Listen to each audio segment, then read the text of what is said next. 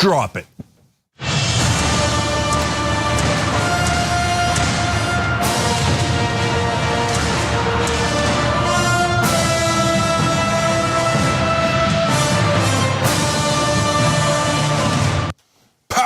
Power panel. Jake Huger, John Irola, Adrian Lawrence. Is everybody checking out the damage report? Is everybody checking out Rebel headquarters for Adrian's videos? Are people doing that? They need to be doing it instantly. Go now. No, I'm kidding. Stay here and then watch it later. Okay, so we got a hell of a show for you guys today. Tons of news, and these days the news is both completely dispiriting and hilarious at the same time. This first hour has super important stories. Is there a false flag operation? Is it Russia or Alex Jones? We don't know. Okay, we're gonna figure it out. And then in the bonus episode for the members has one of my favorite stories from today. A bisexual turtle having at it, and it's not Mitch McConnell. So, all right, okay, so as you can tell, we're gonna have fun tonight. Yes. All right, having said that, let's talk about World War III. John, take it away. Woohoo, choo choo, we're heading towards it, okay. Yesterday, the United States revealed what it is calling a plot by Russia to fabricate evidence of a supposed attack by Ukraine that would then be used as a justification for Russia to attack in retaliation. Here's what they're saying.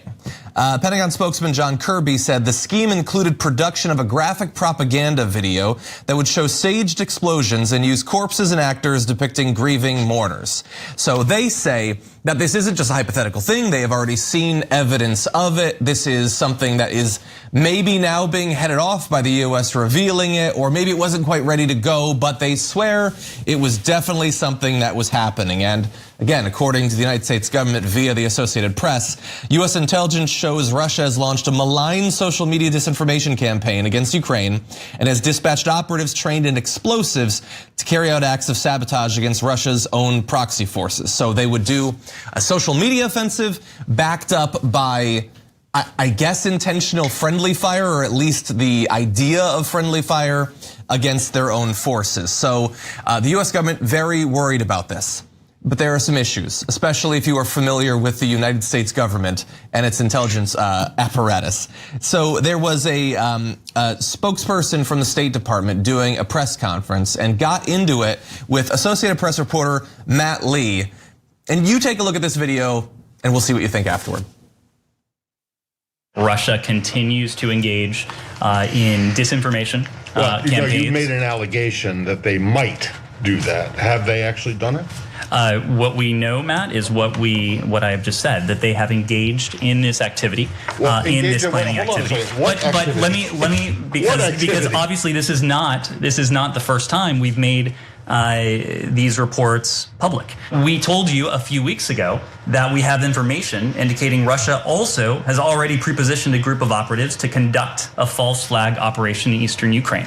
So that, Matt, to your question, is an action that Russia has already taken. It's an action that you say that they have taken, but you have shown no evidence to confirm that. And I'm going to get to the next question here, which is, what is the evidence that they? I mean, this is like crisis actors, really. This is like Alex Jones territory you're getting into now. Matt, this is derived from information known to the U.S. government, intelligence information that we have declassified. I think you know. Okay, well, where is it? Where is this information? It is intelligence information that we have declassified. Well, where is it? Where's the declassified information? I just delivered it. No, you made a series of allegations and statements. Would you like us to print out the topper? Because you will see a transcript of this briefing that you can print out for yourself. That's not evidence, Ned. That's you saying it. That's not evidence. I'm sorry. So, a little bit defensive, basically. Now, this continued, and if you thought Ned Price, the representative right there from the State Department, was defensive in the first video, take a look at the advice that he provides to the AP reporter in this. Matt, you said yourself, you've been in this business for quite a long time. You know that when we make information, intelligence information public, we do so in a way that protects sensitive sources and methods. You also know that we do so. We declassify information only when we're confident in that information. If you doubt the credibility of the U.S. government, of the British government, of other governments, and want to find solace in information that the Russians are putting out, that is for you to do. I'm not asking what the Russian government is putting out, and what is it supposed to mean? Video, because U.S. officials are describing very specific scenes, but do they actually have a video? The fact that we are able to go into such great detail, obviously I'm not going to spell out what is in our possession, but I will leave it to you. I will leave that to your judgment, your imagination. There are no facts that you've spelled out.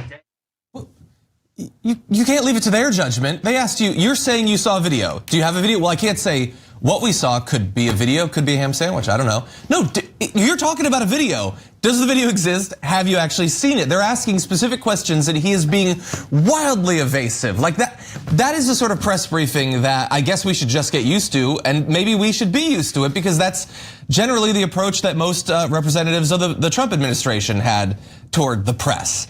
And so, look, we're left in a difficult situation here because in response to the question from the State Department rep, do you question the United States government? Yeah, yes, we do, especially in topics like this, and especially when they might be taking some information they have, but then playing their hand. And so we're left in a situation where we have one of two things. We either have a false flag, which is what Russia might be doing, or we have the US pretending they're gonna do a false flag, which would be a false flag, which becomes a flag again, which they want to wrap themselves in. So we're in a difficult position, Cenk. Which is it? Yeah, so there's a little bit of irony in this, but overall I love it. So I'm gonna explain why I love it and what the irony is. So first of all, I don't think that what the Price is doing there, the Biden administration spokesperson there, is doing is extraordinary at all. It is what it normally happens in Democratic and Republican administrations. What's extraordinary is the reporter actually asking tough questions in a press briefing. That almost never happens. So, and NPR also asked tough questions of Psaki on similar issues, and they seem flummoxed by it. They're like, is that a reporter? Who let them in here? Like, why are they asking me super legitimate and slightly difficult questions? And he seems like bewildered that the reporter will not simply write down what the government spokesperson said as fact. And to be fair to him, generally that's what they do. So that's why it's a twist. He's like, reporters being reporters, and nobody could have seen this coming. And so as I saw that video, I was like, yes, finally, yes. So we beat up on the corporate press all the time, but if they do the right things, we love it. We love it. We can't get enough of it, right? Now the irony is, my guess here, and we're only guessing because there's no actual facts, is that they're not lying. Okay, now why do I guess that?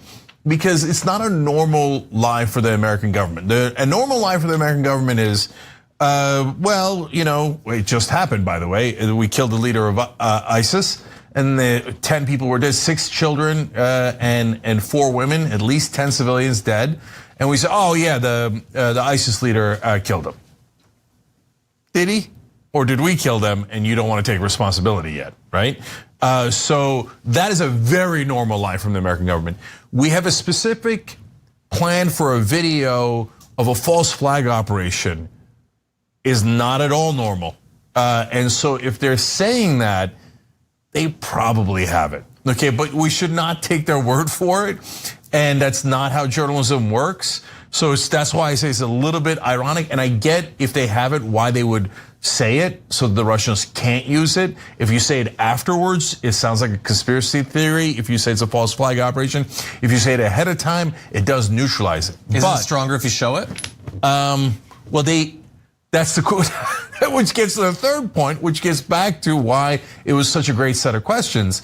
Because, well, wait, is it a video or is it a plan to make a video?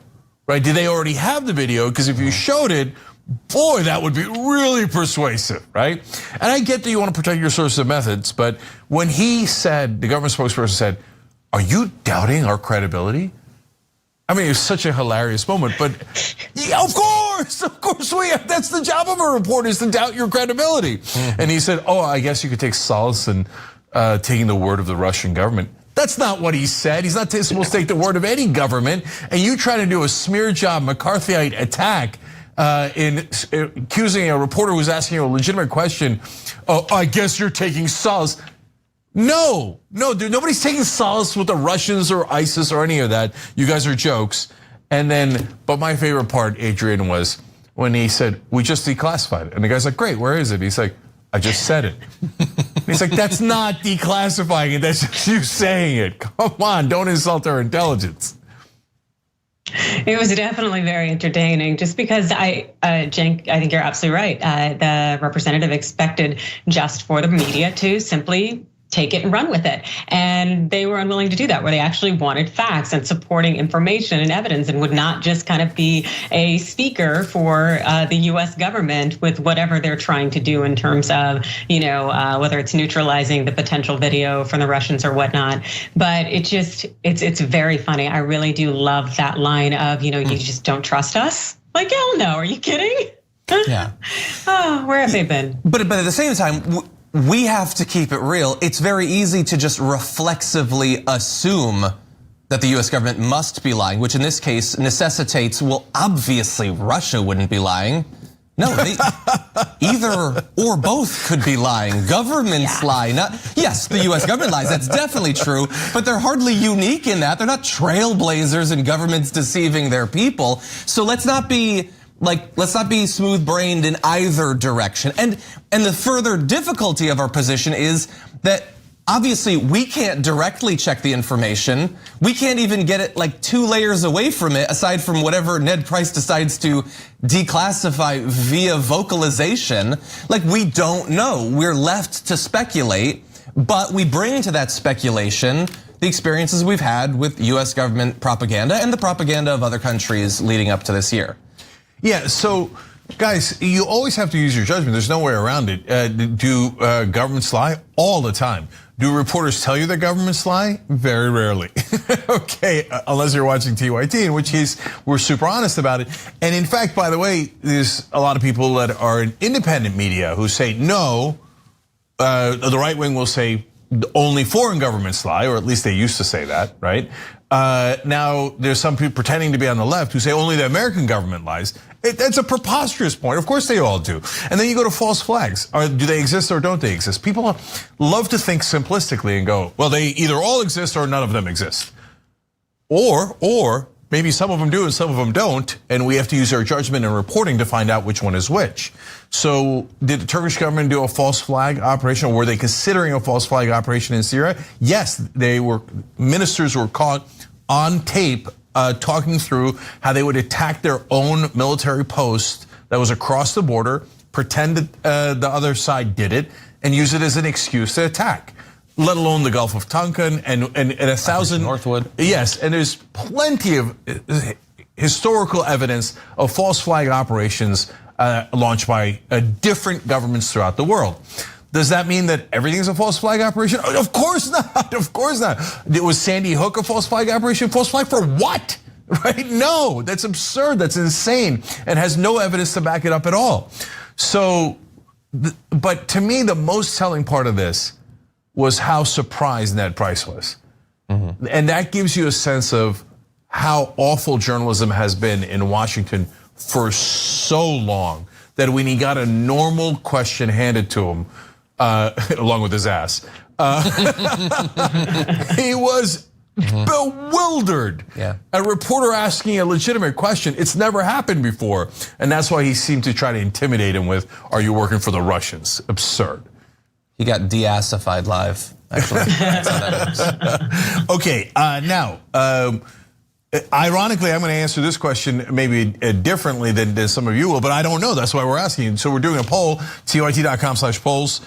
Do you think US intelligence is lying about Russia's false flag operation? You could think that Ned Price was a jackass, and you could think that he was very wrong and disrespectful to the press, and still think that he might be telling the truth about the false flag operation. I probably do, right? But by the way, I might be ridiculously naive. So I'm curious what you guys think. That's why we do the polls, tyt.com/polls. And whenever we talk about polls, petitions, or anything else like that, if you're watching this video on one of the platforms, YouTube, Facebook, etc., check the description box because you'll see the link as an easy way to click and vote on those. Yeah. Yeah, and my final point is, in addition to the different ways that you can go towards that poll, you can also think that it's possible that the Russian government is either as the main thing they're going to do or as some sort of backup, have a false flag and not want us to invade in response. Yes. You can identify that and not want us to invade Moscow. I know this isn't going out to our audience, they understand that, but there are very stupid people online, so let's just make that explicit. Yeah, and I'll just triple down on US and Russia and China could all have imperialist ambitions. And we could be against all of their imperialism, not just some of them. Why do you want to invade them, Cenk? Why? Anyway, with that said, we should take our first break, though. Lots more to get to after this.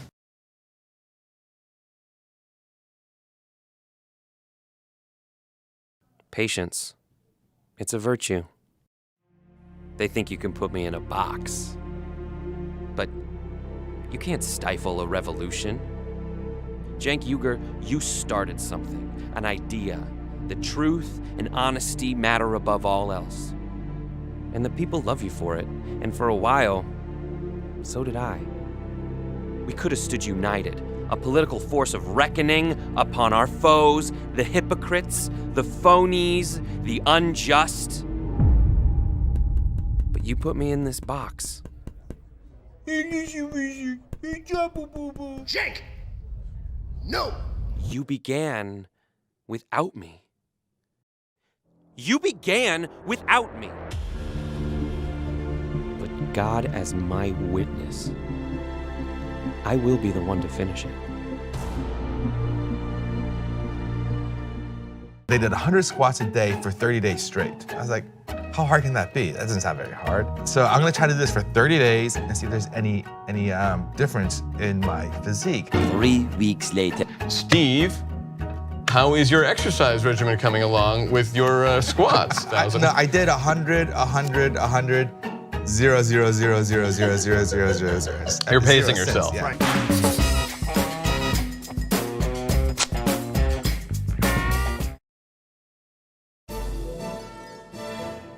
When news is breaking, and when you need Brett Ehrlich, it's time. When news breaks, when news is breaking, and you like... When news is breaking, and you need Brett Ehrlich, it's time for Breaking News with Brett Ehrlich. This is Breaking News with Brett Ehrlich.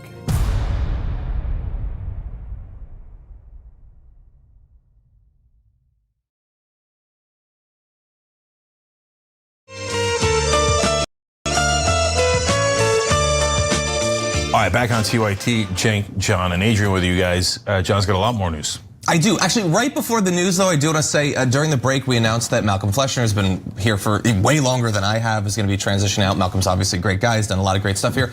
I also wanted to say that after years and years of amazing work, we are regrettably losing one of our great editors, Cassie, who's worked on everything here, including years of editing the damage report. She's also our amazing photographer. If you've ever seen a photo of one of us and thought, hey, that looks like a professional did it, it was Cassie that took that photo, and she's going on to do other amazing work, but she's been a big part of TYT, so it's sad to see her go.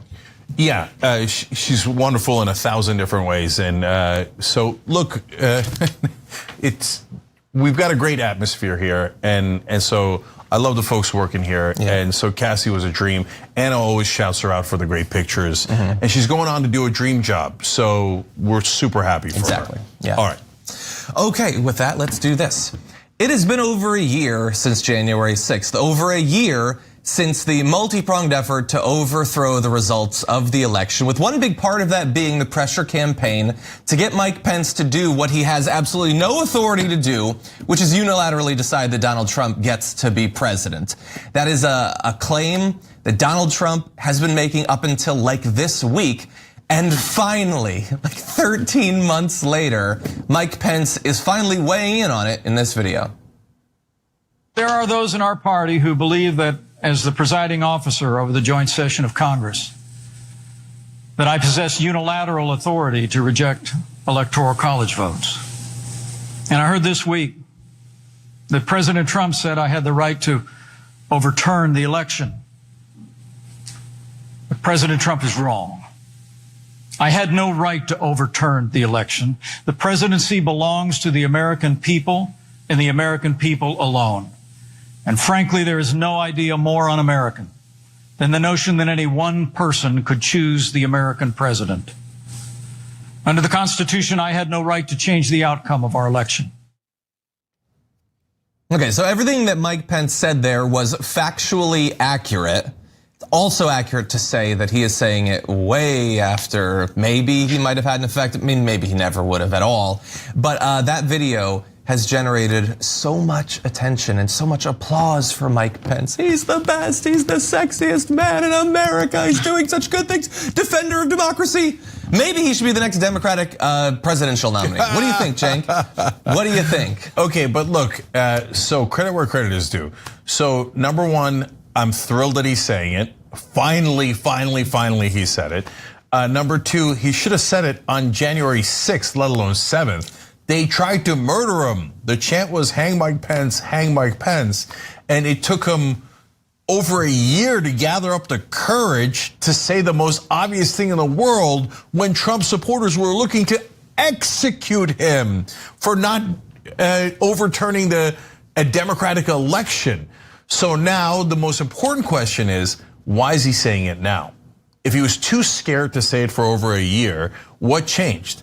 Well, what changed is what we told you guys approximately a month ago. And you, long-time TYT viewers, not even long time, you can see it every day, right? But you saw us tell you that, hey, the Republicans are turning. The donors must have turned because it is now systematically, people are going and saying Trump is wrong, Trump is wrong.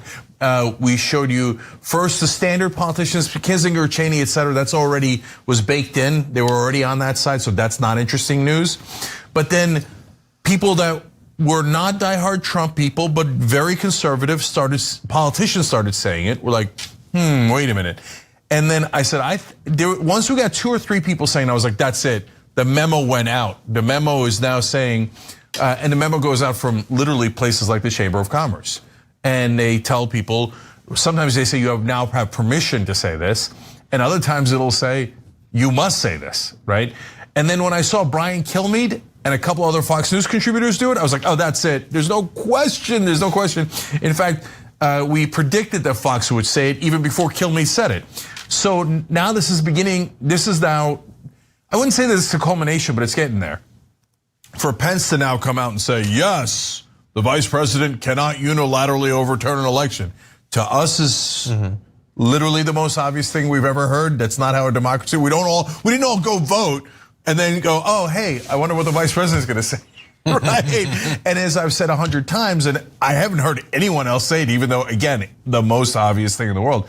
If that theory was true, then good news, you don't have to bother voting in 2024 because Kamala Harris is going to decide the election. Do Republicans want that? Oops. Hell no, right? So this is more important than just Pence saying something a year too late. This is some grand poobahs in the Republican Party saying, no, we're going to take on Trump full bore, and we're going to try this. We're going to stop being scared. And Mitch McConnell also piled on today. So there's no question it's a coordinated effort. Adrian.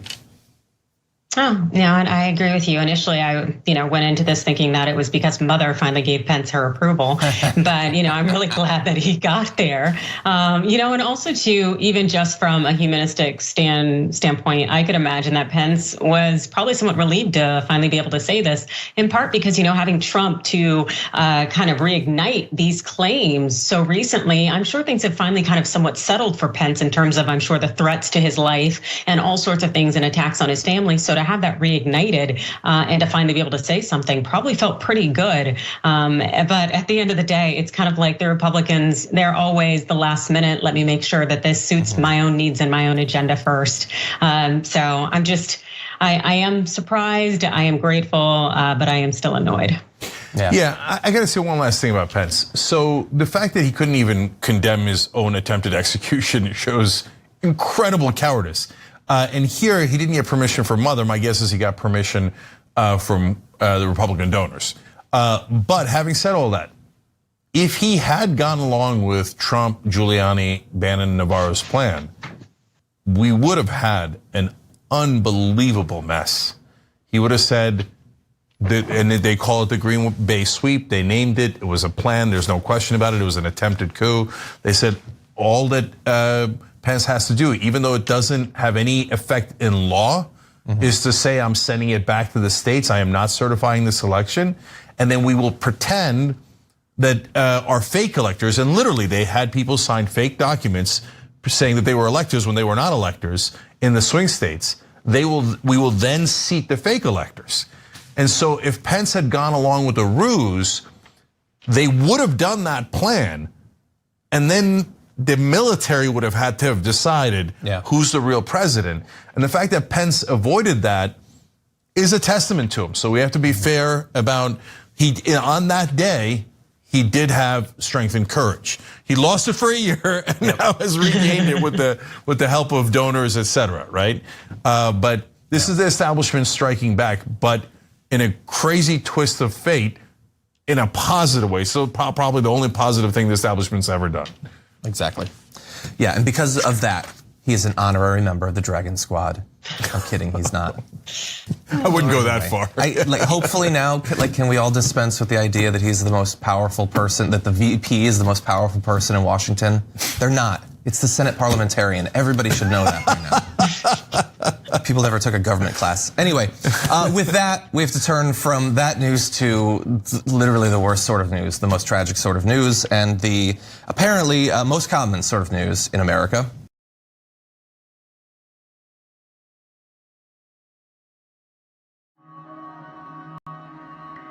The concept of the Young Turks means the audience, they are the Young Turks. They are the go-getters. They are the ones making the emphatic change happen in their local community. The reality is that we've always, young and the not so young, we've always cared about news. But when you do not see the messengers of the news look like you, when they do not share your experiences, exposures, and environment, and there's a disconnect between you and the news. I lecture in mass communications. One thing I tell all of my students, there is no such thing as non-biased news.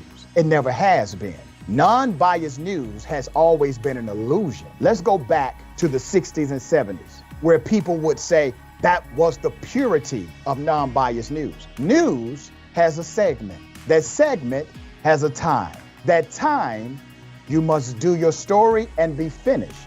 That means the producer, the writer, the orator has to take out what they don't think is important and only leave in what they believe is important. They have a limited time to tell the story. They do not have time to tell everybody's version or everybody's side. And they get to choose the facts that they bring to you, as well as the nuance, which really is a word for opinion, that they bring to you, the context they bring to you. So we've always had a level of bias in news. Here's the issue. The issue is to not deceive individuals as if you don't have some level of opinion with your news commentary. And that's what TYT has never done. They've always been authentic in their approach to progressive ideology and their news analysis and political breakdown. And I think that's how you actually win the heart and soul of individuals who are consuming information from you, because now they see themselves in you.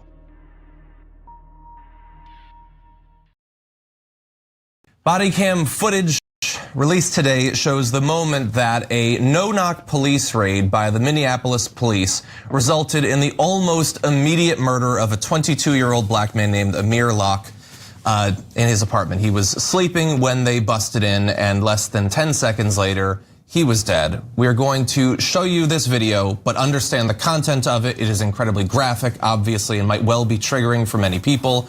So with that warning, here is the footage that was released.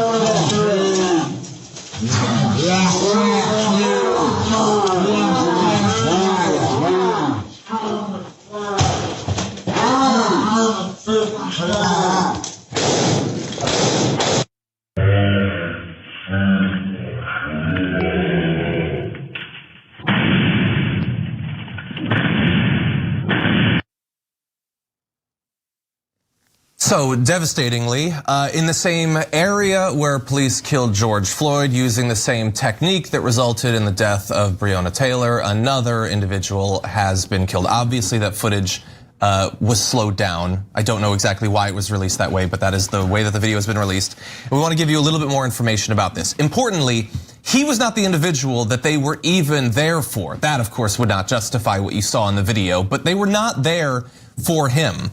They'd been carrying out a warrant on Wednesday morning for the St. Paul Police Department's homicide unit. Chief Huffman of that unit said that officers had a warrant for 3 locations in the apartment complex, and that Amir Locke was not named in the original warrant. Now, Locke did have a gun in his hand, according to police, but it's unclear whether he was aware that police officers had entered his apartment.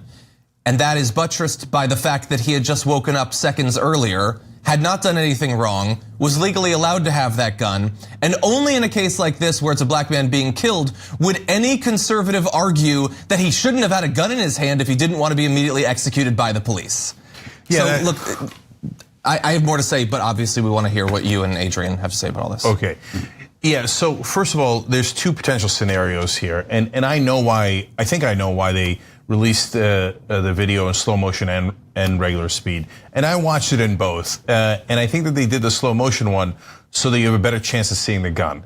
And I didn't see it in the regular speed one, but I think I might have seen it in the slow motion one. It's hard to tell. So the 2 scenarios are he has a gun and he doesn't have a gun. So in the one where he doesn't have a gun, it's the most outrageous killing you've ever seen. They wake the guy up and they say 10 seconds, but most of it was outside opening the door. But when they enter the apartment, it's only 2 or 3 seconds and then boom, he's dead. They shoot him. If he doesn't have a gun, it's the most outrageous shooting you've ever seen. Walk into a guy, wake him up and execute him, right? But if he does have a gun, to John's point, right wing, be really careful about whose side you're on. Because if you say the police can come into any house, wake you up and you have no idea who they are. I mean, that guy had about a second when he woke up. And then if you reach for your gun that you have perfectly legally in this country, the police can instantly execute you. That is a very, very dangerous standard, and actually would put, if our entire system wasn't obviously and overtly racist, it would put the right wing in greater danger than anyone else because they have more guns. Of course, they think, nah, they'll just shoot black people with it. They won't shoot me. That'll be largely correct statistically, but sometimes they'll shoot you too. Adrian. You know what, this seems even far more egregious than what happened to Breonna Taylor, just by virtue of the fact that this individual didn't have any time to react, to respond, to really do anything. And they had moved so incredibly quickly, sleeping again. And it's just wrong location, every bit about it. And, you know, it's something that seems to happen so incredibly often, especially in Minneapolis, where the black population is 19%, yet we're 66% of the people that police kill. It's wild to me that we still live in a country that continues to allow this behavior and to condone it, but it's just, I don't even know what to say. It's disgusting, and this 22-year-old man lost his life. And now we are going to be now in the space of social media of essentially debating his humanity. Mm-hmm. Yeah, exactly. There should be no debate whatsoever. In addition to the right wing, I am going to guess, is just not going to touch this because they know it puts them in a possible position, because they want cops to continue to do stuff like this to people like Amir Locke specifically, but they don't want to answer any of those questions about guns. These are people that fantasize literally every single day about the possibility that a pack of leather-clad marauders are going to storm across their yard and break down their door. So obviously they have to have cannons and flamethrowers and rocket launchers.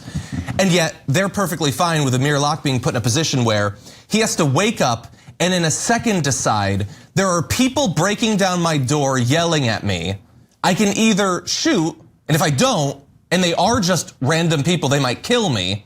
Or if I even look like I might be a threat and they're cops, they'll definitely kill me. So you have a quarter of a second to make that decision. There's not a right winger in the world that thinks that is acceptable to put a conservative in that position, a white person in that position, and they're not going to be able to say that. And so I have a feeling they're just not going to touch this with a 10-foot pole. Yeah, last couple of points here.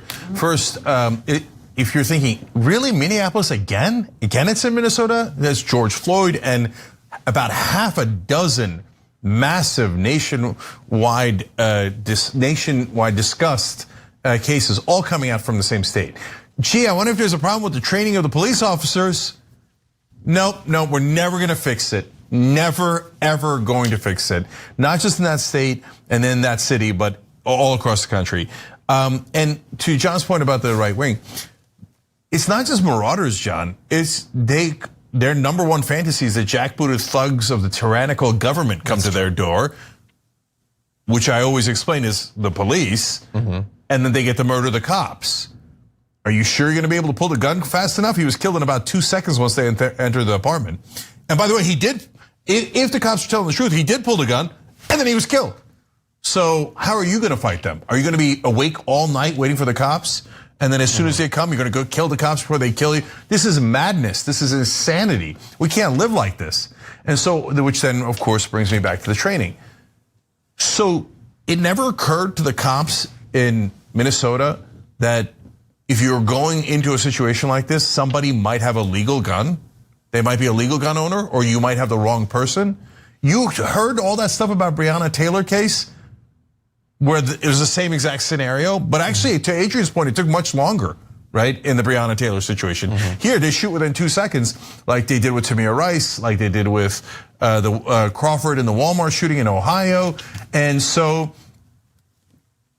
can we please train the police not to execute people instantly? Oh, well, they had a gun. Well, yeah, of course, some of them are gonna have a gun. So is your idea, okay, we go into a house, if God forbid we have the wrong house or the wrong person, etc., let's just execute them and then sort it out later. That is their plan. That is their plan. They don't train them, oh, if there's a gun, and just in case, there might be the wrong person, or you should tell them to put your hands up, you should wait for them to wake up, and hence you should have shields, you should go in a certain way, you have to give them a second and a half before you take their life. No, apparently there's no such training at all. The only thing we train cops to do is to execute people. And it's interesting because they only seem to execute black people. But when it comes to also this officer, it's like these officers, they said that Locke had pointed the gun at them. You can see in the video that that's not the case, to the extent that he had the gun and it was pointing anywhere. It was downward. Plus also, he only had a mere several seconds of a waking up. I can barely balance myself when I wake up. And especially with someone screaming and yelling at me and pointing a light in my face, like the man didn't even have a chance to survive this encounter. And it continues to show you how often that essentially police do not intend for individuals to live. It does not matter. They create these deadly situations and then just do a shoulder shrug of, well, I guess it happened, but at least I was scared and I had to survive.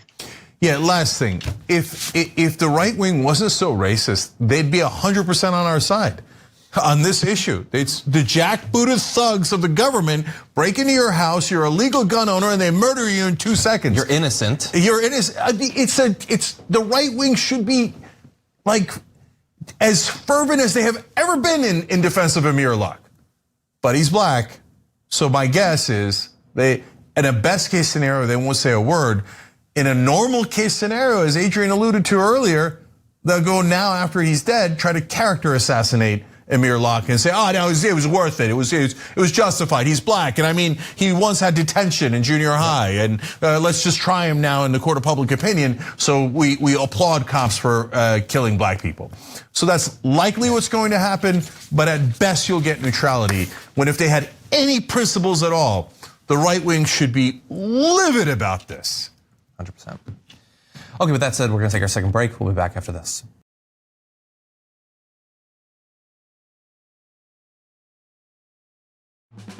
I've been at TYT, I believe, for the last 6 years. 5 years. 3 years now. 7 years. 4 years now. 2.5 years. I just started because she got me into it. My boyfriend actually watches it every morning and every night, so I kind of just started watching it with him, and I love it. I mean, it's the only way that I find my news. Looking through YouTube, looking for political shows that look cool. I came across a very angry rant from Cenk, and that's when I knew. So I was immediately in love with the show. And then I had How to Miss a Life show since then. 10 times a day, I watched the show in the morning. Whenever I had a bad day at high school, Young Turks. Man, Cenk is just so blunt and honest, and I love the honesty, and there's no BS behind the news, and they just tell everything like it is. There's nobody censoring them. There's nobody there to say you can't do this, you can't say that. That feel of authenticity makes it seem like what they're saying is true. I feel like I get the real story from the Young Turks. I am TYT. I am TYT. I am TYT. I am TYT. I am TYT. I am TYT.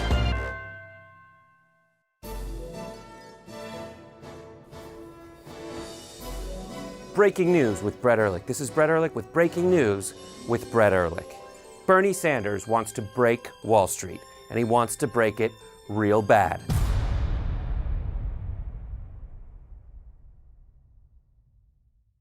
Our system is inherently rigged against the will of the people. They have 50% of the vote, and in a democracy, they should have 50% of the seats. But if you live in an insanely gerrymandered district, your vote functionally doesn't matter. We drew the map in a way that even though we get 50% of the vote, we're gonna get 13 out of the 18 seats. You don't actually have the ability to translate the will of the voters in your area into actual government policy. They should not be allowed to gerrymander these districts. We should actually have a democracy.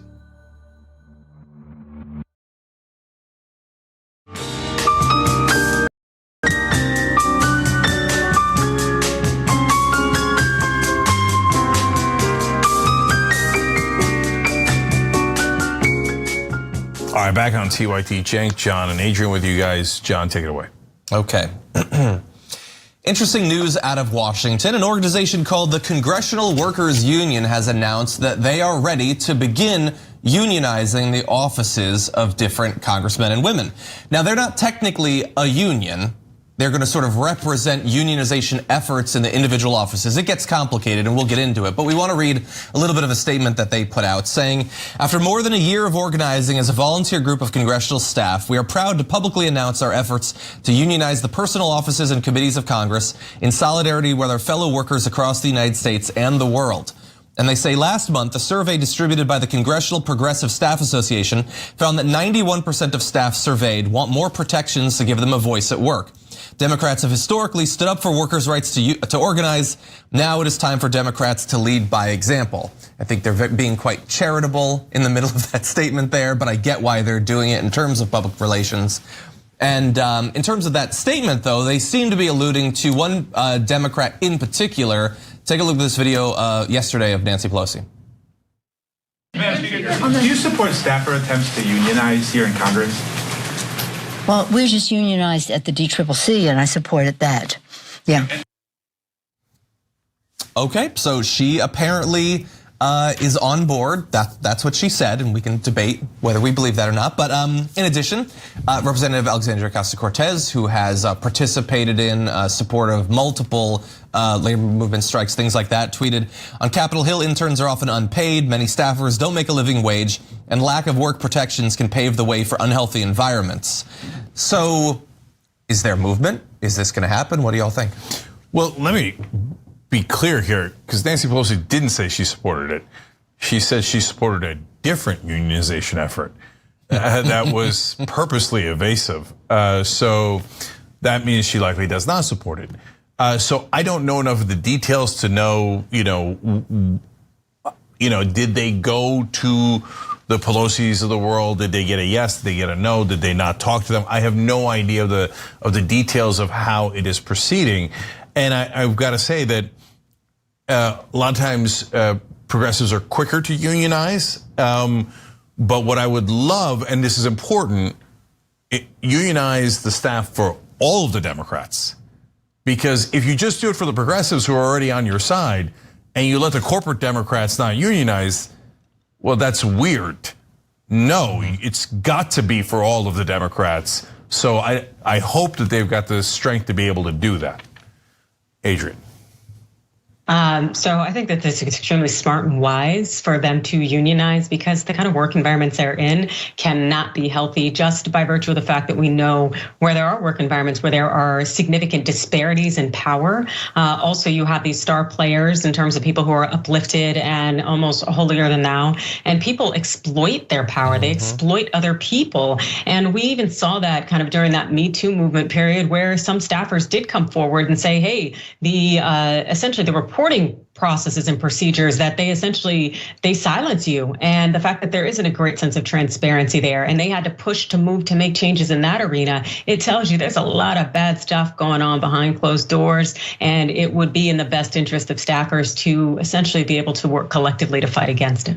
Definitely, yeah. The difference in the power between them is obviously clear, and that's been, I mean, how many scandals in congressional offices can we think back on in the past few decades? But I did allude to it being potentially difficult in some ways. So let me give you a little bit more details about that. This is according to reporting by Kayla Epstein at Business Insider. Should legislation make it to a full vote in the House and pass, the resolution also would activate the same kind of labor protections that apply to the rest of the public workforce. That means that staff who begin to discuss unionizing efforts in their workplaces have protections against retaliation.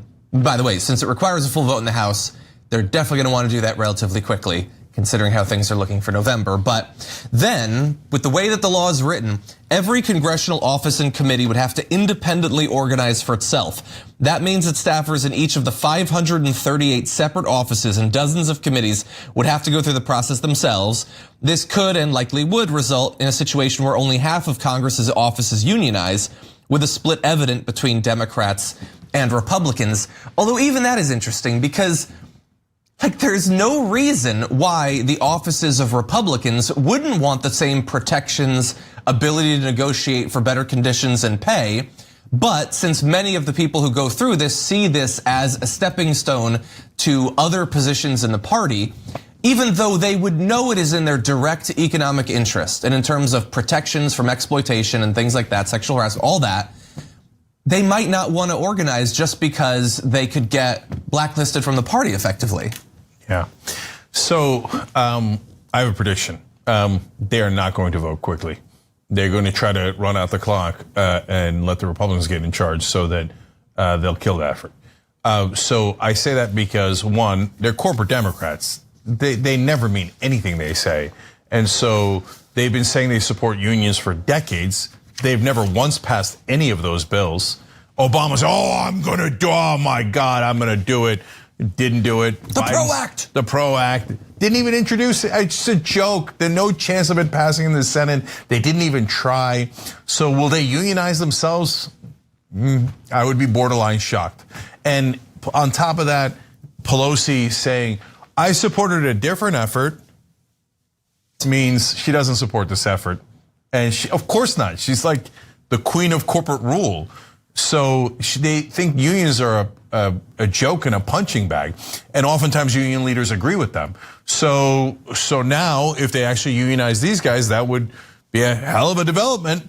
But I'll believe it when I see it. And yes, partly because they just don't believe in unions. They're lying. They love corporate rule. That's 90% of the Democratic Party. The AOC means it. The progressives mean it, right?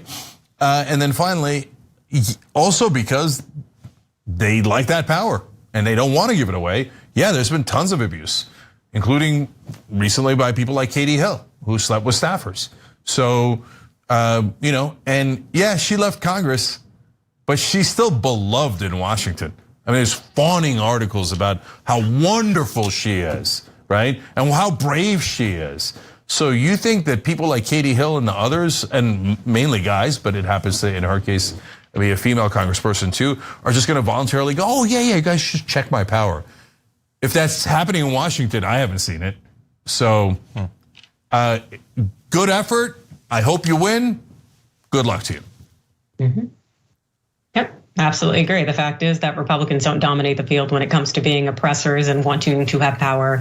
And so there are plenty of Democrats out there who also do not want to see their staff unionize. They still want to be able to essentially have that ability to abuse their power over them. And it's so absolutely disgusting. But you know what? I really do hope it does work out for the staffers, because a lot of the things that they endure are completely unethical, immoral, and they should not have those experiences. I want to move on to our last story. Okay, this one's a bit of a doozy.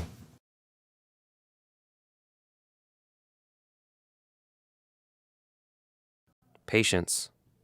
It's a virtue. They think you can put me in a box. But you can't stifle a revolution. Cenk Uygur, you started something, an idea, that truth and honesty matter above all else. And the people love you for it, and for a while, so did I. We could have stood united, a political force of reckoning upon our foes, the hypocrites, the phonies, the unjust. But you put me in this box. Jake! No! You began without me. You began without me. But God as my witness, I will be the one to finish it. They did 100 squats a day for 30 days straight. I was like, how hard can that be? That doesn't sound very hard. So I'm gonna try to do this for 30 days and see if there's any difference in my physique. 3 weeks later. Steve, how is your exercise regimen coming along with your squats? No, I did 100, 100, 100, 0, 0, 0, 0, 0, 0, 0, 0, 0. You're pacing yourself. Yeah.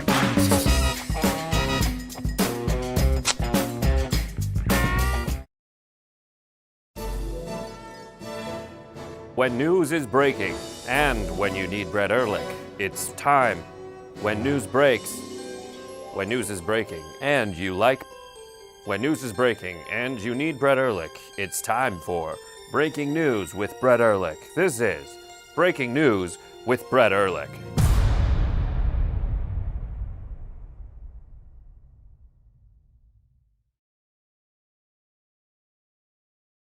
Sean Hannity and Adam Carolla were initially having a conversation about Whoopi Goldberg being suspended over her commentary recently about the Holocaust. In particular, Representative Alexandria Ocasio-Cortez's commentary about that. Now, AOC had disagreed with the decision by ABC to suspend Whoopi Goldberg, saying that, and she seemed to be sort of following on some of what members of the Jewish community in America had said, that this is an opportunity to learn and to have a dialogue rather than to simply suspend her.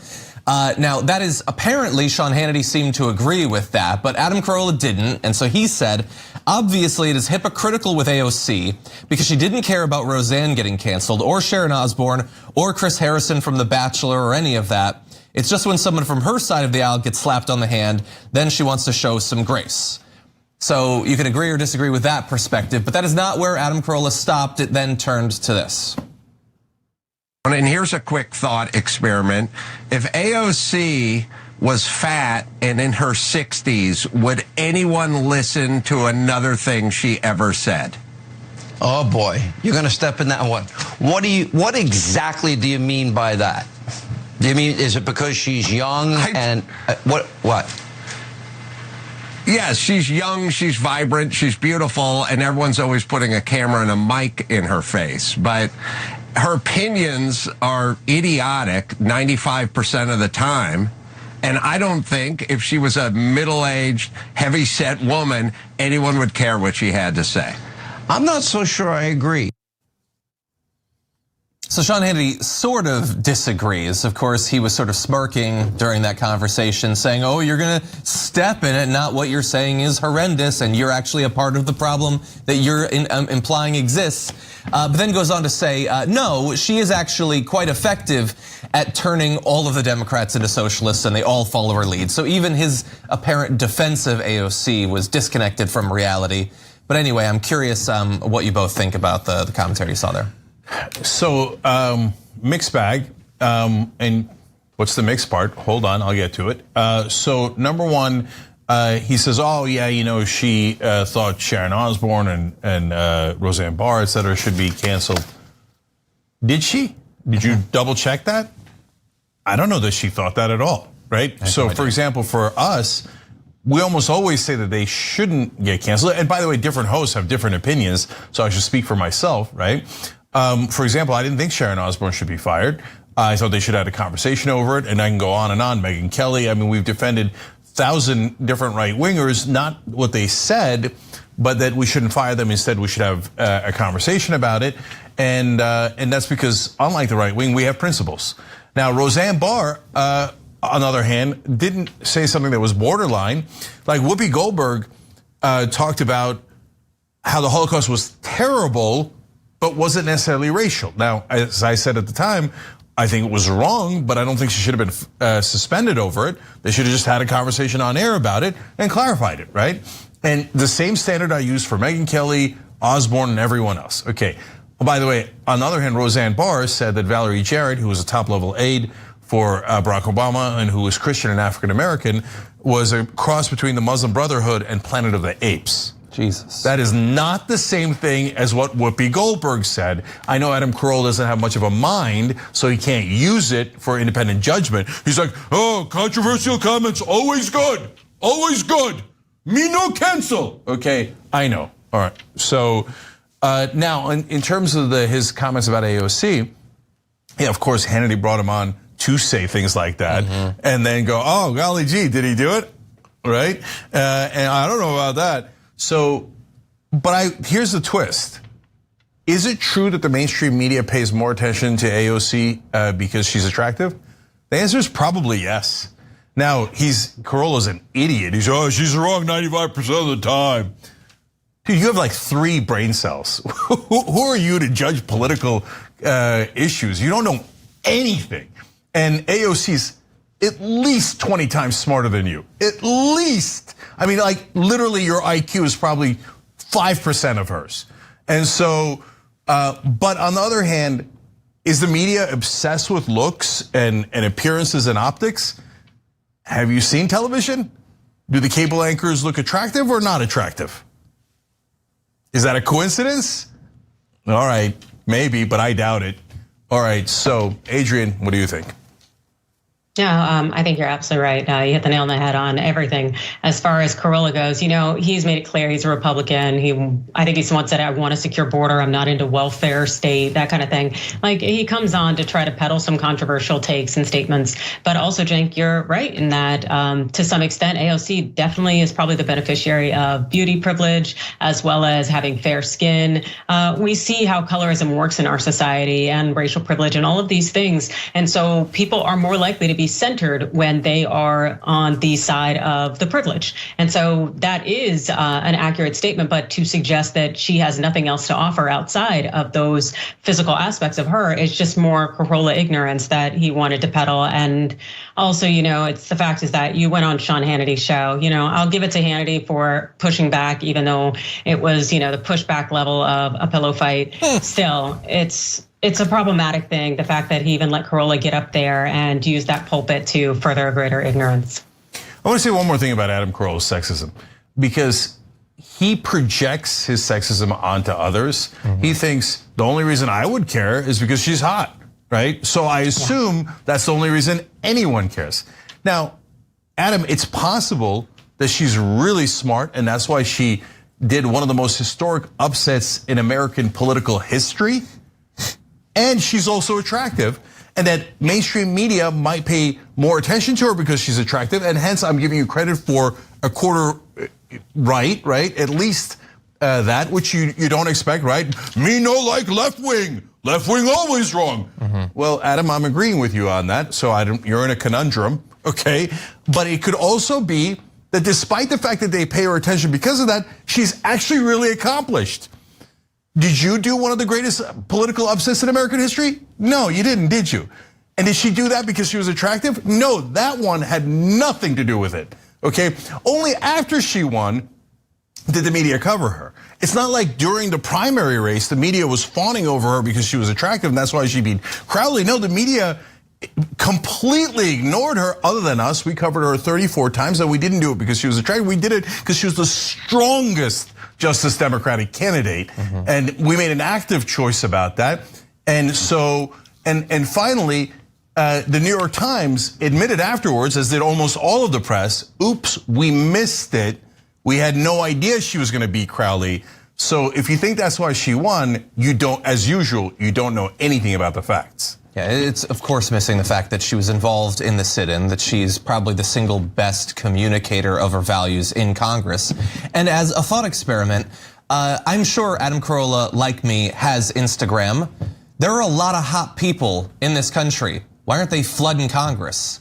It's a graveyard in there. Why isn't Congress full of hotties? If it's so easy, you get all this free attention, where are they? Yeah, I mean. I honestly, John, I think they're all at TYT sitting there at that desk with you. Y'all know. You know what it's like to be taken advantage of because you're just too pretty. Well, look, I didn't want to say it, but that's the other part I got to agree with Adam on. My success is only because of my beauty. Hey, that's not him saying that. That's Adam Carolla saying that. Am I not merciful? That's twice I agreed with Adam in this segment, even though I think he has 3 brain cells. All right. Oh, wow. We're out of time. Okay. Second hour is bananas. Okay. There's so many interesting stories in there, let alone, like I said, the bonus episode where we're going to have a story about the oldest, most bisexual turtle. I don't know if it's the most bisexual turtle, but it is bisexual and it's the oldest. Anyway, you're going to love it, so stay right here. We'll be back. Thank you, Adrian. And John. I'm pleading guilty to being too good looking. Patience. It's a virtue. They think you can put me in a box. But you can't stifle a revolution. Cenk Uygur, you started something, an idea. that truth and honesty matter above all else. And the people love you for it, and for a while, so did I. We could have stood united, a political force of reckoning upon our foes, the hypocrites, the phonies, the unjust. But you put me in this box. Jake! No! You began without me. You began without me. But God as my witness, I will be the one to finish it. They did 100 squats a day for 30 days straight. I was like, how hard can that be? That doesn't sound very hard. So I'm gonna try to do this for 30 days and see if there's any difference in my physique. 3 weeks later. Steve, how is your exercise regimen coming along with your squats? No, I did 100, 100, 100, 0, 0, 0, 0, 0, 0, 0, 0, 0. You're pacing yourself. Yeah. Right.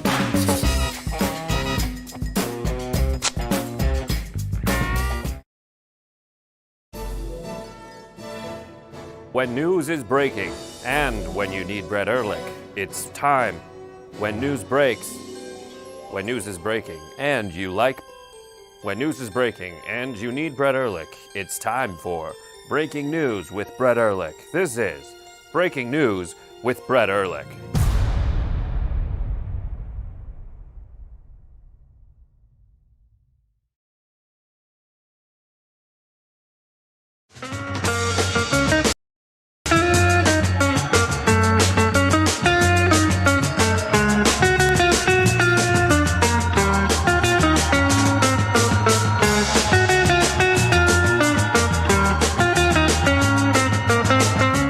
Drop it.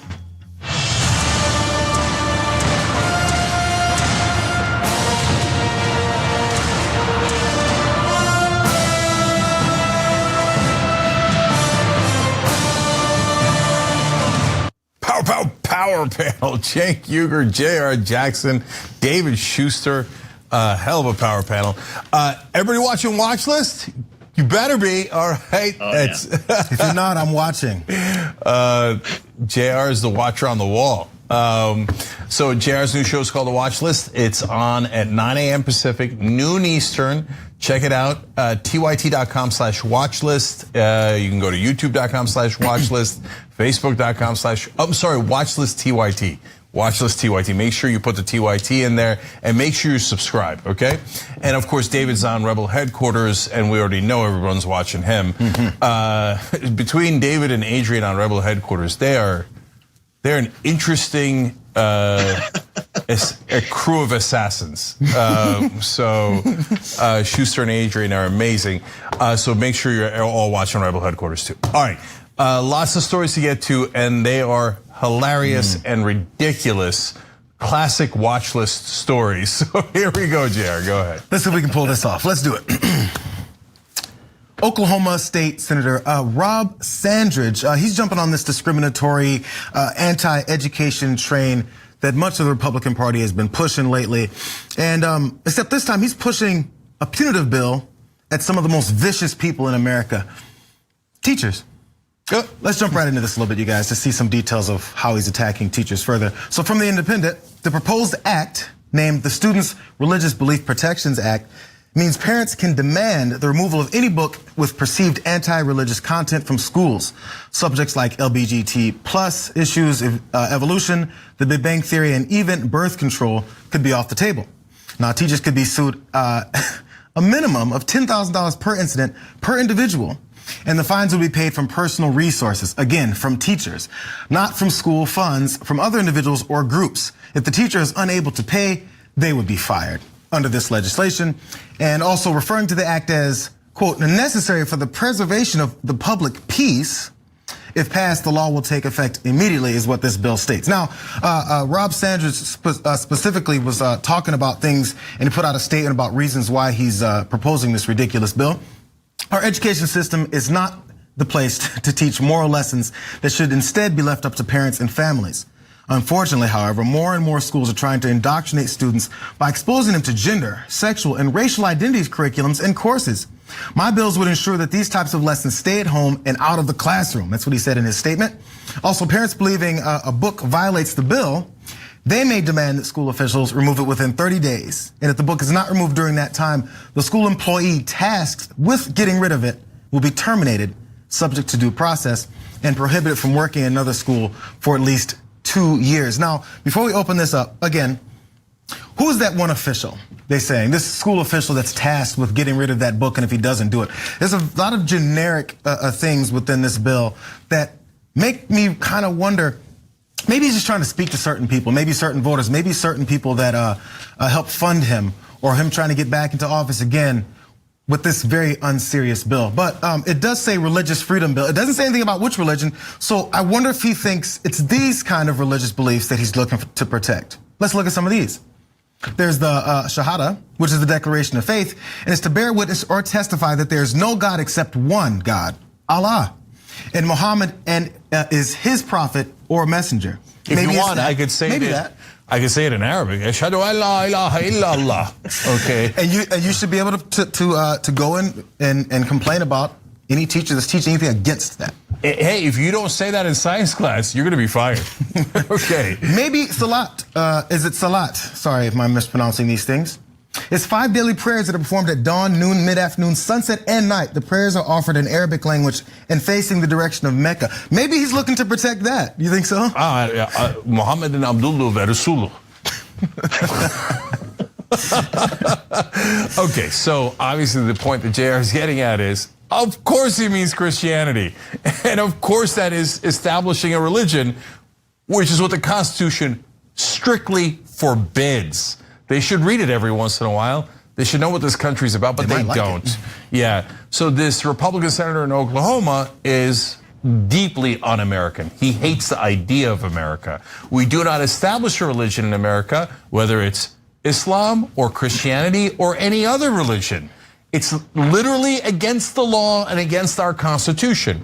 So when he says, oh, I don't want anybody teaching moral lessons, and then says, by the way, if you teach science, I'm going to fire you. Exactly.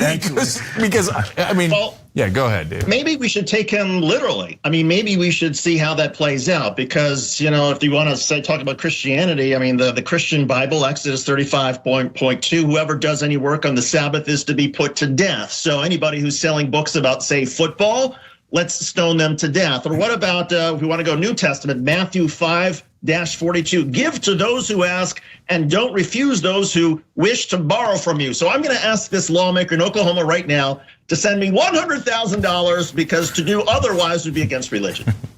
Yeah, you know, good point. You're also supposed to not touch the skin of a pig. And football is literally a pigskin, or certainly some are. So I guess there goes all the Oklahoma Sooners. Okay, and they play on Saturday. That's a double whammy. Are you kidding me? I don't know. I know, 2 Sooners. But okay. I'm here all week, whether you like it or not. All right, look, the other hilarious part of this, of course, is this comes from the Republican Party that is against cancel culture. And he's like, now if you disagree with my religion, you shall be fired. And the person who doesn't fire you instantly should also be fired. You're all canceled. We're against cancel culture. Are you? Yeah, and by the way, these are teachers, administrators, whoever it is that they're targeting here. Again, in schools, most likely public schools, because private schools, whatever they're teaching, if people want to run up and be upset about it, they can pull their kids out, and then they lose that that tuition money. But generally, these are public schools that they're targeting. And I want you to think about, he knows that many of these teachers won't have the money to come up with $10,000 because one parent came in and said, I can't believe you taught my child something. So the idea is to then get rid of them. Then who replaces them? This is part of a system to make sure that you have either probably, first off, you'd have a hard time replacing them because teachers don't get paid enough, and there's already a shortage of teachers partially for that reason already, and then we also have the pandemic still ongoing. But with things like that, they're like, oh, I know what we can start doing. Maybe replace teachers with our kinds of teachers. They're trying to replace school boards already with their kind of parents. So they're thinking, let me put in the teachers that will teach this and these kinds of things that will indoctrinate my children and yours, regardless of what you believe. Yeah, that's where we are.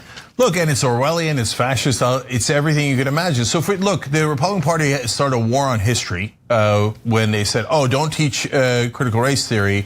Okay, fine, mission accomplished. Almost no one teaches it throughout the country at the public school level and at high school and junior high, et cetera. So they said, yeah, but what we really meant is don't teach racism. That's what we thought you meant, okay? But there was racism. I mean, there's certainly racism today, but even if you thought that was in dispute, in history, are you saying slavery wasn't racist? Are you saying Jim Crow wasn't racist? Are you saying lynchings wasn't racist? You'd have to be nuts to say that. But they're like, no, don't teach it, don't teach it, don't teach it. That's their war on history. Now this is war on science. So look, you know, the LGBTQ stuff, you could say, oh yeah, I know, Republicans hate gay people. But it's okay, because that's their faith, is to despise people for who they are. I don't think that's Christianity. By the way, I don't think Jesus thought that was Christianity. But Republicans have a different version of Christianity, filled to the rim with fear and hatred, right? And so, okay, but that's not all. First of all, let's acknowledge that later, though, they're like, oh, no, gay people should vote for us. Oh, Dem exit, you know, oh yeah, all gay people are voting for us. Because why? You despise them.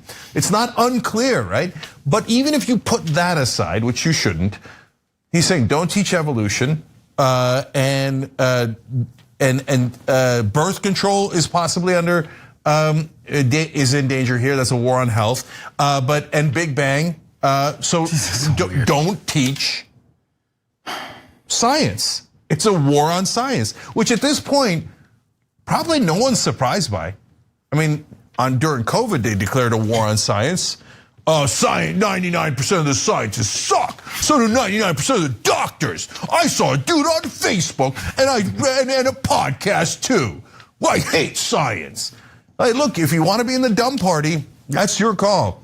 But science it isn't a competitor religion. Religion is about faith and what you believe in spiritually. Science is about facts.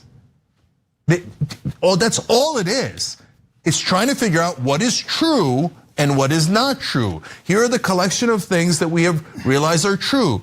When you add 2 and 2, it equals 4. You could be Muslim or Christian or Jewish, it still equals 4. Can I teach that it equals 4? No, don't do it. My version of Jesus hated 4. Okay, and I don't want you to teach it. So yeah, that I hate to tell you, but that is the party of dumb. And I don't want it, and it's insane, and in this case, it's unconstitutional. Yes, we should teach actual science. Whether you like it or not, they are actually facts. And if you think evolution is not a fact, go get an education. You are 100% wrong, and you're probably in a cult. It's not what they want. The education part is definitely what they're avoiding. Sorry, David, I've totally cut you out of this conversation. No, that's okay. I was also going to say, speaking of teaching, I mean, if we want to take these folks to sort of the natural extreme where they're headed, we're also not going to have women teachers, because one more Bible verse for you, Timothy 2:11, I permit no woman to teach or have authority over men. So not only will we take the Bible literally to its extreme, but we will also mean that, well, in Oklahoma, where a lot of people aren't wanting to be teachers to begin with, well, let's just exclude all women teachers, because that is also against the Christian Bible that they believe so deeply in. By the way, and my last on this, sometimes the extremist teachings and beliefs, especially when it comes to LGBTQ rights and people in general within that community, yeah, it does cross over to other religions. Some Muslims do think radically about that the way that many Christians think radically about that. You have that in common with the radical levels of different religions. Do you feel comfortable with that? As much as you say everything they teach and that some folks say is the worst and so anti-American. You agree with them? No, the Taliban is also not in favor of LGBTQ rights, and they're also not in favor of teaching evolution. So Oklahoma, congratulations, you now have that in common. We'll take this break, yeah? Yeah. All right, when we come back, if you thought that was bad, in Tennessee, they're burning books. No, that's where we are in America. All right, we've got that and more when we come back.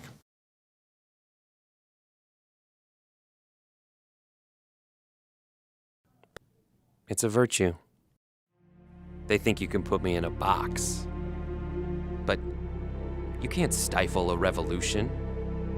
Cenk Uygur, you started something, an idea, that truth and honesty matter above all else. And the people love you for it, and for a while, so did I. We could have stood united, a political force of reckoning upon our foes, the hypocrites, the phonies, the unjust. But you put me in this box. Cenk! No! You began without me. You began without me. But God as my witness, I will be the one to finish it. They did 100 squats a day for 30 days straight. I was like, how hard can that be? That doesn't sound very hard. So I'm gonna try to do this for 30 days and see if there's any difference in my physique. 3 weeks later. Steve, how is your exercise regimen coming along with your squats? No, I did 100, 100, 100, 0, 0, 0, 0, 0, 0, 0, 0, 0. You're pacing yourself. Yeah. Right.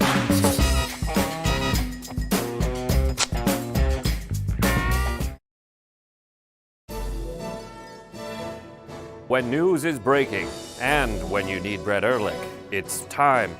When news breaks, when news is breaking, and you like.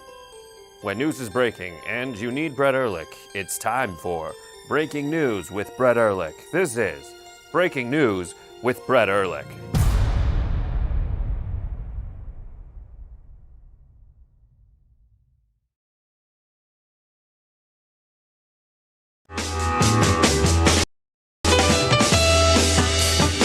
All right, back on TYT, Cenk, JR, and David with you guys. Real quick shout out to our Twitch audience that we love. Lots of gifting going on. That's why I love that community. Frank Morningtree and Geeky Girl both gifted 10 subs just here for the free drinks, and Queen Mother Dragon gifted 5 subs, and Dave Schmidt did 4. And Mary Animal wrote, and I mean, why not go after the teachers? They make so much money, and they haven't been through the ringer at all in the past couple of years. Really, that's where the Republicans are now, attacking teachers left and right, as if they're the real problems in America. It's total insanity. Can we get one Democrat to say that? I know, right? Midterms aren't here yet.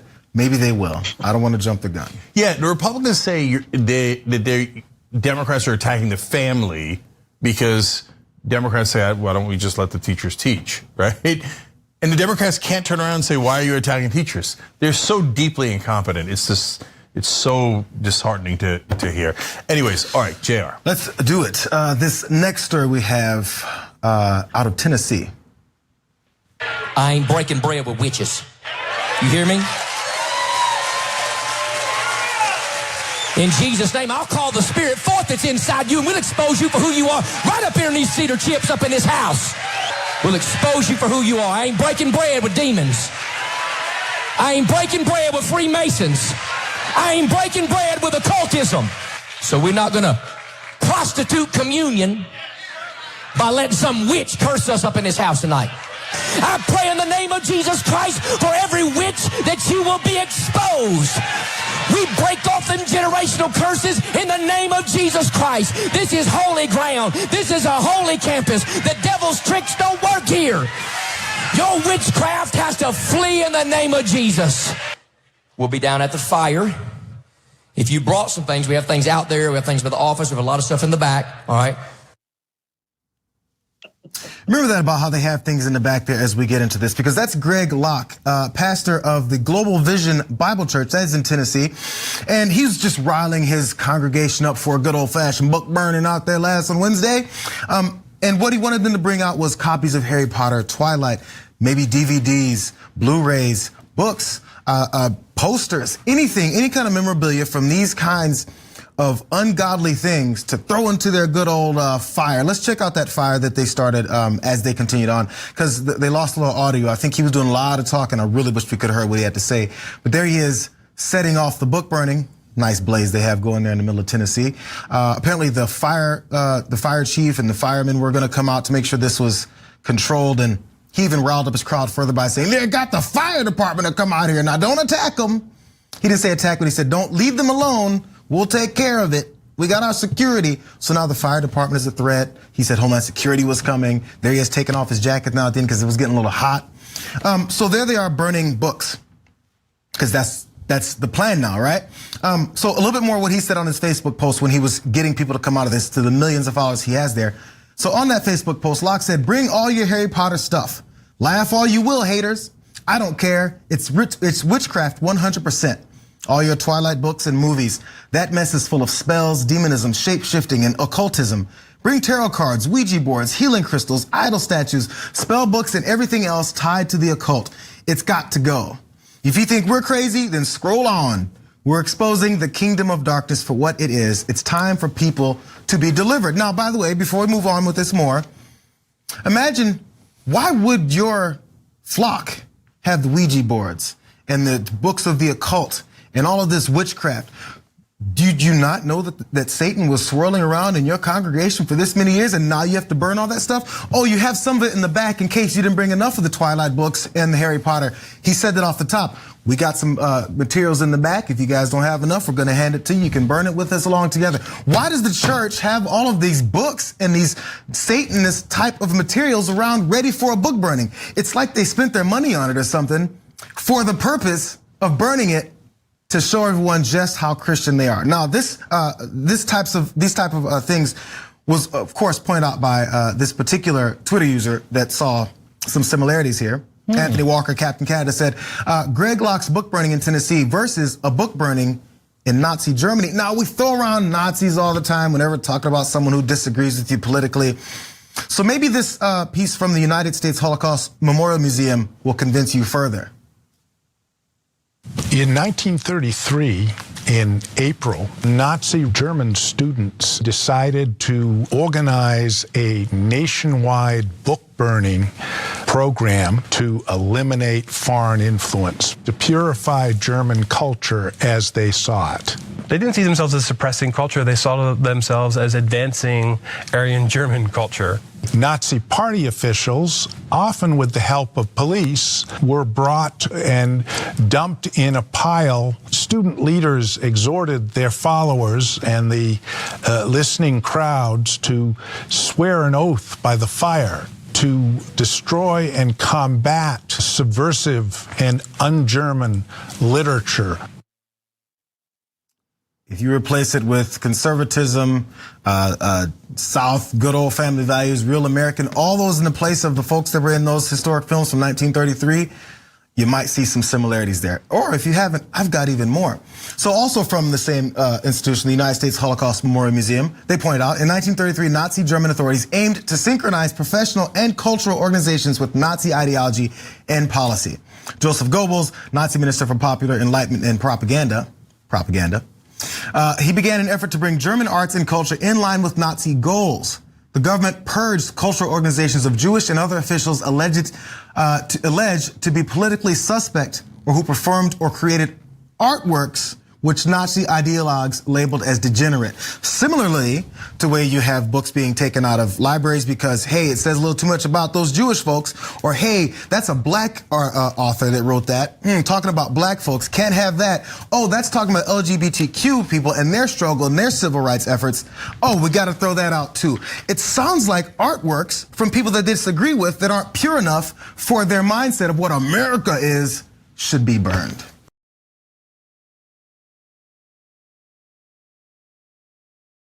You are the media media revolution. You are much needed. TYT! TYT! The place is like 95% TYT army. You guys, the Young Turks, which is my favorite channel, we're getting that message out. Frank and the Young Turks do an extraordinarily good job. No matter what mainstream media says, you have to listen to the Young Turks. All the people who support us on the internet, that's what gives us strength. That's what allows anyone who was in there who was undecided to think one side seems to be winning, they seem to have a bigger army, there might be a reason for that. So thank you guys. Across the map are going to be so tight and so close that it is likely going to be very difficult to call this on election night. The twin forces behind the Biden candidacy, the billionaires and the Bolsheviks. Arizona, 19 million. For the vice president, 9 million, a little over 9 million for President Trump. We are desperate for Donald Trump to not be president anymore because he's fascist and is a threat to our democracy. And we said that from day one. Yes, we want Biden to beat Trump. Is that clear enough? It is increasingly difficult for the American public to get any sort of truth. And this is why what Cenk and the Young Turks are doing is so important.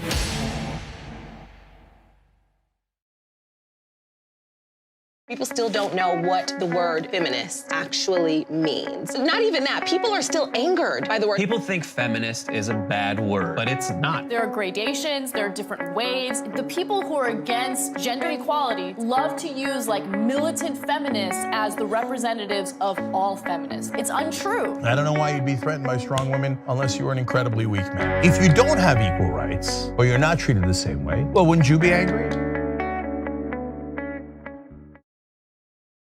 They are so on the nose that if it was an Adam McKay movie, that's all the critics would say. Like, it's a little heavy-handed. They look just like the Nazis, right? And so, I mean, that book burning is so similar to the one in the video from back in Germany. In fact, the wooden posts are nearly identical. And one of the books that was recently banned in the same state of Tennessee was Mouse, which is a story about the Holocaust. And that was banned. So if it's banned, maybe they're going to burn that next. So, I mean, you want to talk about on the nose? And these are from the people who say they don't believe in cancel culture, and then they burn things they don't agree with, which would be an extreme form of canceling it. It's a lot more where that came from, but David. Well, I was just going to say, look, I get there's an argument out there that if you make the Nazi comparison, you tend to diminish the historical significance of how bad Nazism and the Holocaust really were. But as somebody who lost entire branches of their family to Nazi Germany, the family members that survived got out because they were worried in the 1930s. They were told, look, a culture that will burn books will burn human beings.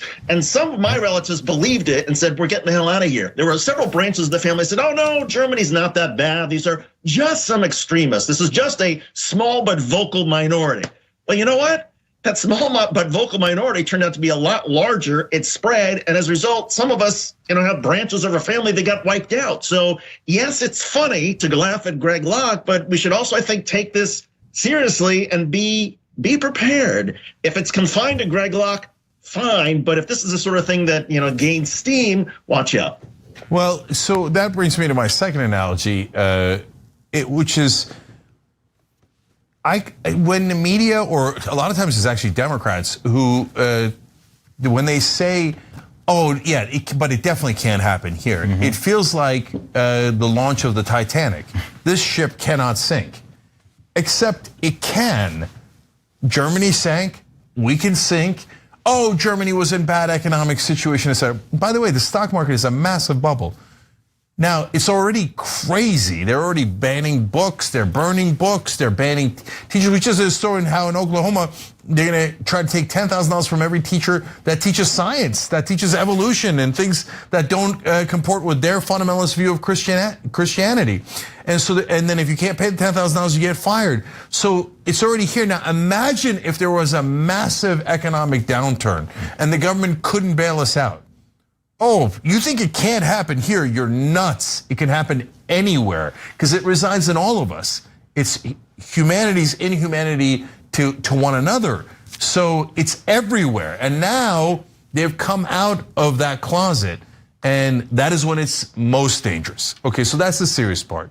Now, but I am going to turn back to the amusing part too, okay? So the Freemasons, we're still worried about the Freemasons? Who's worried about that? Like these guys are so old school, I don't even understand what they're talking about. Like occultism. Is that really a big, occultism rage that I missed? Is it on TikTok? Okay, like who does the occult? Like, is that a real threat to your power as a pastor in Tennessee? Is a lot of your flock being lost to the occult? Okay, I mean, there is a cult, and that's QAnon, that's Trump, etc. But witches? Is there like a flock of witches in Nashville that I missed? We're bringing it back, right? So like, the only thing I could look at where I go, is he worried about he's losing, like literally losing business to tarot card readers and to like the gems and the healing crystals? Like I could see maybe that's a thing, and he saw it in a strip mall and he got really mad, and he's thinking, oh, this is why people aren't coming to church because of the tarot card folks, and that's a good scam, and she's making good money, and I want to make that money instead of her, so let's go ban Harry Potter books, which then finally leads to the irony of, well, bringing right wing and left wing together. Because now the left wing does not burn books, okay? But now they are against Harry Potter because of J.K. Rowling and the comments they have made. So don't ban her books and don't burn the books, okay? So, but it's also perfectly okay to disagree with books that you don't agree with, right? You don't have to ban them and you don't have to burn them. It's so simple. If you have an issue with what is being taught or said or in a book, dispute it. Give your point of view that's actually better. Convince the people that are reading that book and are somehow being indoctrinated to then do what? What is it that people are doing that read those books? A lot of people read the stuff that Hitler wrote. Everyone's read Mein Kampf if they actually studied anything that he did. Did they all become Nazis because they read it? Probably not, maybe a few. I think we're seeing them sprout up here and there. But is it based off of that, or is it based off of this desire to have a certain level of power? So that's where it comes from. And if your convictions and your principles are so solidified and galvanized in your heart, what are you afraid of? Speak them. Convince people with your words and your logic. Say it. It's not that hard. If you have to get rid of the other point of view by burning it, first of all, in this instance, I think it's just a show, because that's what he promoted it as on the Facebook page and all that. Hey, come check us out. We're those kinds of folks.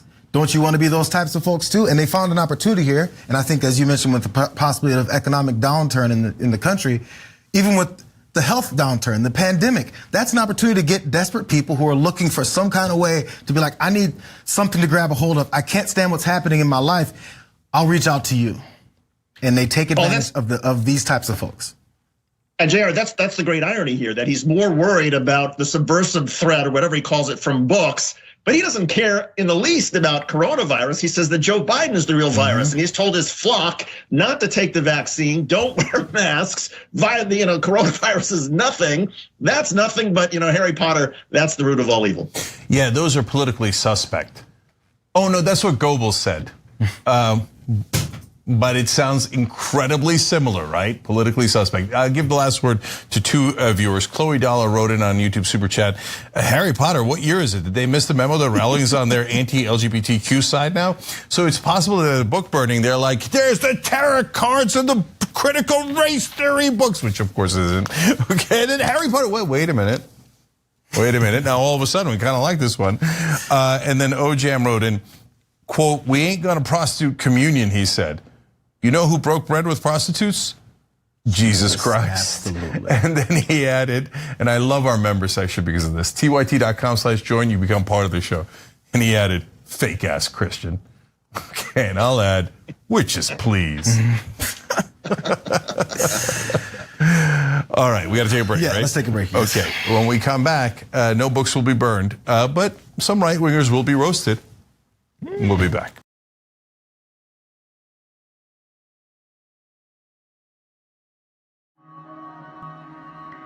The concept of the Young Turks means the audience, they are the Young Turks. They are the go-getters. They are the ones making the emphatic change happen in their local community. The reality is that we've always, young and the not so young, we've always cared about news. But when you do not see the messengers of the news look like you, when they do not share your experiences, exposures, and environment, and there's a disconnect between you and the news. I lecture in mass communications. One thing I tell all of my students, there is no such thing as non-biased news.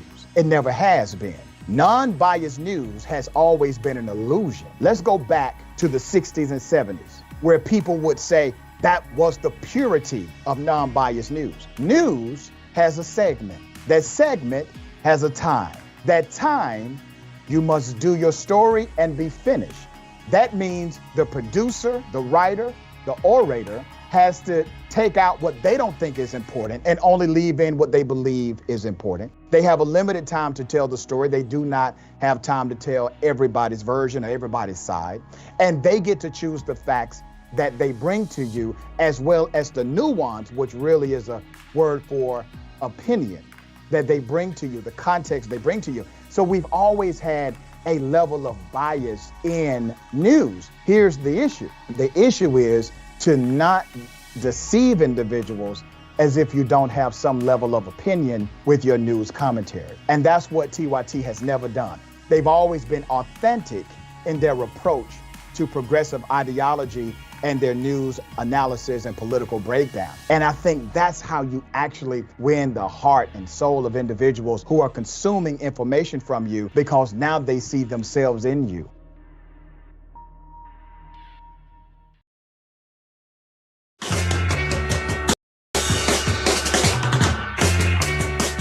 All right, back on TYT, Cenk, JR, and David. JR, take it away. Going. Constitutional scholar Lauren Boebert, she decided to go on Twitter and educate as many people as possible when she tweeted this. The Constitution is not evolving. To say that spits in the face of every single one of our founding fathers, that is. So we're spitting in the face of founding fathers by adding amendments to the Constitution. That was obviously put into perspective by many people who responded to her there, one being Eric Swalwell. He said if this was true, she wouldn't be able to vote. I don't think she thought about that, Eric. I think that slipped through her mind. There was lots of time and lots of space. Also, Carrie Pinbaker said 3/5 of me has questions. Truth. Also, this other user, Greta Grace 20, says, Lauren, the U.S. Constitution has 27 amendments. It is evolving. You're not. Glad I could help clear that up for you. The problem is, Greta, it didn't clear it up for her at all. Also, one other user said, the Congress shall propose amendments to this Constitution, which shall be valid to all intents and purposes as part of this Constitution, Article 5, U.S. Constitution. Quite a low bar to ask GOP representatives to actually read the Constitution before commenting on it. But here we are. Now, this is a group of folks. I'm sorry, one more time, because she mentioned the founders. I was just talking about us current people who don't understand what the founders did or said. Thomas Jefferson, he tweeted this. He tweeted it. He would have. Some men look at constitutions with sanctimonious reverence and deem them like the Ark of the Covenant, too sacred to be touched. But I know also that laws and institutions must go hand in hand with the progress of the human mind. As that becomes more developed, more enlightened, as new discoveries are made, new truths disclosed, and manners and opinions change with the change of circumstances, institutions must advance also and keep pace with the times. Thomas Jefferson speaking as many things that he was part of putting into that Constitution. So, cool. So this comes from the party that likes to talk about if you don't understand what you're talking about, you have no right to talk about it at all. That's specifically when it comes to guns. So if you don't know how to dismantle and reassemble an AK-47, or if you call it a machine gun when it's actually something else, technically, then you don't get to even talk about how much those machines kill people. So what if you don't know anything about the Constitution? What if you don't know the most basic thing about the Constitution? Should she shut up about it? Should she never mention it again? Should she leave and say, you know what, I think I'm gonna go back to running my restaurant because that's all I know? JR, good news. You don't have to worry about that because there is no Second Amendment because the Constitution can't evolve. And the Second Amendment is an amendment. We are amending this document, meaning changing it. I literally have to explain that because some right-wingers can't understand it. So, by the way, who did the Bill of Rights, the first 10 amendments? The Founding Fathers. So, not only did they say in the Constitution that you can amend this Constitution. And then they wrote in their papers, as JR just read to you, you should amend this Constitution. They then amended it themselves. So it doesn't get any more evolving than that. But wait, there's more. So that part is obvious to anyone that isn't brain dead. And so, some other folks on Twitter made some good points that I hadn't thought of, which is unusual. Okay. Never seen it. So seriously, for example, someone pointed out in the 8th Amendment, it has a clause against excessive fines. Well, almost any fine today, even traffic, if you run a red light in some places, it costs you $500, right? Well, $500 would have bankrupted almost anyone in the country back when they wrote the 8th Amendment. And it would have certainly been considered an excessive fine. But they didn't amend the 8th Amendment. They left that language in there, and it hasn't been interpreted as based on current times.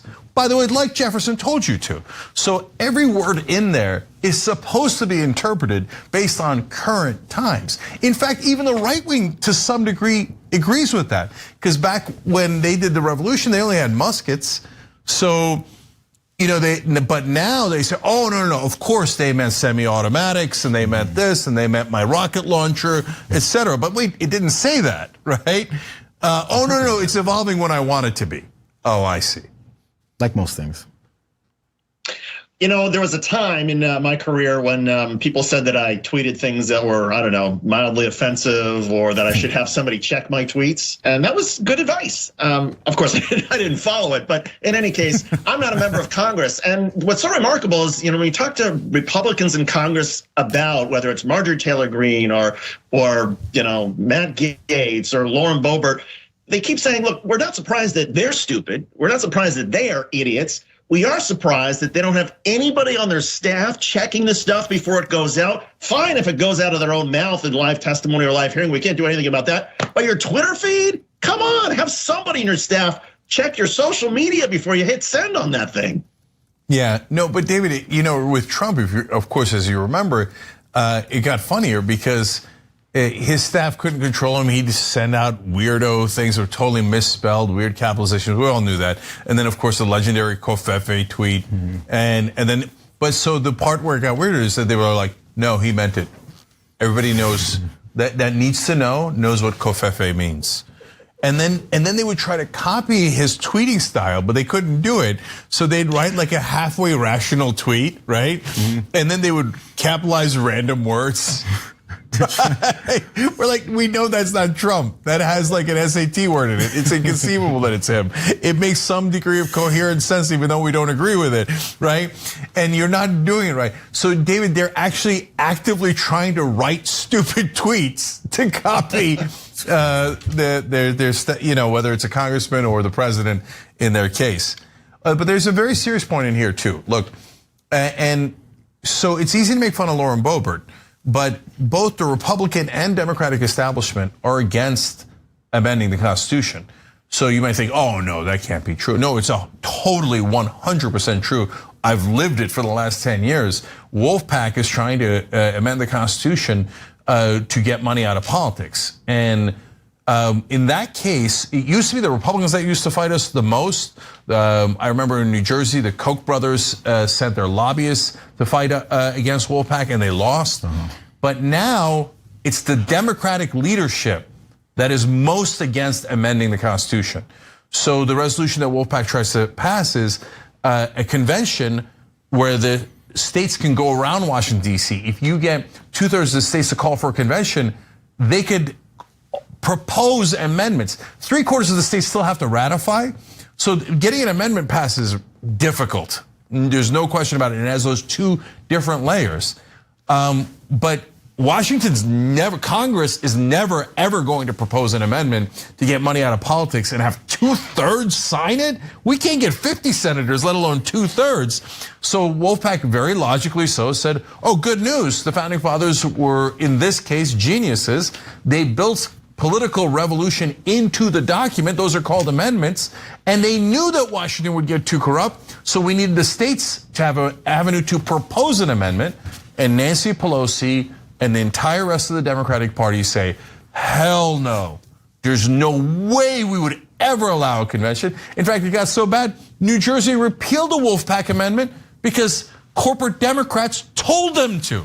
So we beat the Koch brothers, but we couldn't beat Nancy Pelosi. So as we make fun of Lauren Boebert, which she richly deserves, understand the actual person most against an evolving Constitution and amendments is actually Nancy Pelosi. It's because they benefit from it. This is their job. I always say this. Politicians' job is to get into office, and once they're in office, to get reelected. Because it's like you re-up your job application every few years, right? Depending on position, right? So you're trying to get back into office, and if this is the way that you exclusively keep your job or keep it minimized to a certain number of people that can even run for your job, why wouldn't you? With any other job, if you like your job, say you're an accountant, you make tons of money, and you actually enjoy doing the boring things accountants do, and then there's tons of accountants that are like, I can do that better. You guys want to give me a chance to do that? And he has to actually let me talk to all of your clients about it, which you could, of course. But in this case, they get a chance to put up walls around who can get in because there's certain folks that are controlling them with so much money to prop them up so you can see their face all the time, run their ads all the time, hire the best writers, speech writers, and hire the best staff to promote them.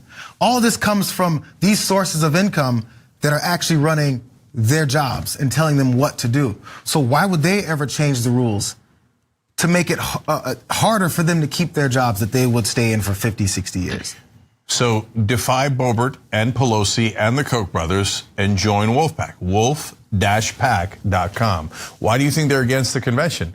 Because it's the only thing that can work. And the very last thing that anybody in Washington wants is real change. So don't believe their lies. Go and amend the Constitution. The founding fathers would be proud of you. That's exactly what the Constitution calls for. It says, you know how they used to have that thing, steal this book from the old days, right? It literally says, amend this document in the Constitution. So go do it, wolf-pack.com, and don't ever listen to a politician telling you shouldn't. On Twitter. Well, and also never listen to the mainstream media when it comes to campaign financing and fundraising. I mean, you'll never hear the mainstream media talk about Wolfpack because the people who want to keep the current system the most, never mind the politicians, are the mainstream media, the networks that make so much money from advertising, from political ads. They're never going to want to cut that off. You can't even have this conversation if you're at a CNN or MSNBC or Fox or the networks because it's not allowed. This is their cash cow. No, by the way, Rick Sanchez had a conversation about money in politics. We ran it and said, he's in a lot of trouble. He was fired within weeks. They said it was a different reason, but we literally said on air, you can't say that on a CNN, they'll fire you. And a couple of weeks later, he was fired. So, and what David's saying is no joke. The last election cycle, there was at least $6 billion spent in political advertising. If you think a multi-billion-dollar corporation is not interested in $6 billion in revenue, you don't know a thing about capitalism. Yes, right. And for those youngsters, if you've never heard of Rick Sanchez, it's because we've never heard from him since. Okay, speaking of things you might not hear, and that's because of that reason, by the way. Yes, literally talk about cancel culture. Okay.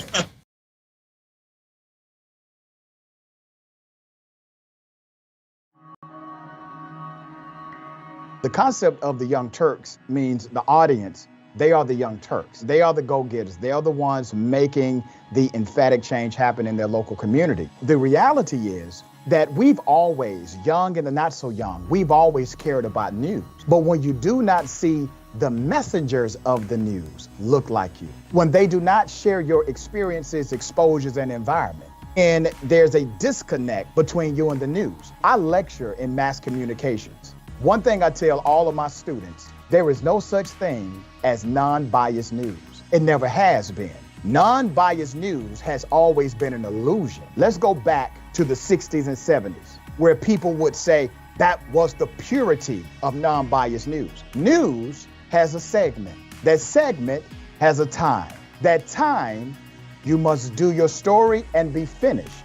That means the producer, the writer, the orator has to take out what they don't think is important and only leave in what they believe is important. They have a limited time to tell the story. They do not have time to tell everybody's version or everybody's side. And they get to choose the facts that they bring to you, as well as the nuance, which really is a word for opinion, that they bring to you, the context they bring to you. So we've always had a level of bias in news. Here's the issue. The issue is to not deceive individuals as if you don't have some level of opinion with your news commentary. And that's what TYT has never done. They've always been authentic in their approach to progressive ideology and their news analysis and political breakdown. And I think that's how you actually win the heart and soul of individuals who are consuming information from you, because now they see themselves in you. According to some ex-insiders that worked for the social media company Getter, that right-wing site that was supposed to be like Twitter, but Getter, they're coming forward and talking about some of these things, to talk about how it was run so badly, like as a couple high schoolers just messing around. Now, on December 28th, Getter laid off its entire IT staff. And we did know before, this is this company that had issues with cybersecurity and all that type of stuff. But they're talking about these security threats that will be growing from that. So from the Examiner here, Insider, I'm sorry, 13 staff members, including the company's chief information officer and chief information security officer, were laid off by Getter less than 3 months after they were hired.